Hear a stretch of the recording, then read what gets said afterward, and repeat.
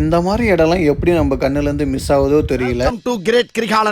அடிக்கிற வெயிலுக்கு எங்கேயாவது கூலிங்காக இருக்க பிளேஸுக்கு போகலாம் முடிவு பண்ணிட்டோம். ஸோ அதுக்கு நம்ம மண்டாயில் இருக்க வாட்டர் ஃபால்ஸ் தான் போகலான்னு சொல்லிட்டு நம்ம கத்தி பெமார் ஸ்டேஷன் பக்கத்தில் இருக்க மண்டாய் ஷெட்யூல் பஸ் வந்துட்டோம். இதோட ட்ராவல் அமௌண்ட் எவ்வளோன்னு கேட்டிங்கன்னா $2.50 ஃபார் ஈச் ட்ராவல். ஸோ நாம் போனது வீக் டேஸ்னால பஸ்ஸே ஃப்ரீயாக இருந்துச்சு. நம்ம கத்திப்புலேருந்து எடுத்தோன்னா ஃபஸ்ட்டு ஸ்டாப்லேயே போய் இறங்கிக்கணும். அங்கே போனதுக்கப்புறம் மேலேருந்து இந்த அருவி பார்க்குற நில்சா எப்படி இருந்துச்சு?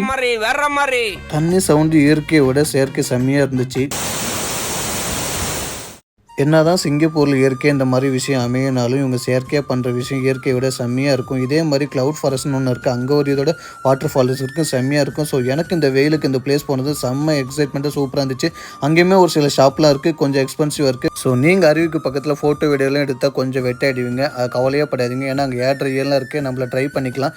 வீடியோ பிடிச்சிருந்தா லைக் பண்ணிக்கோங்க, ஷேர் பண்ணிக்கோங்க, பேஜை ஃபாலோ பண்ணிக்கோங்க. டாட்டா.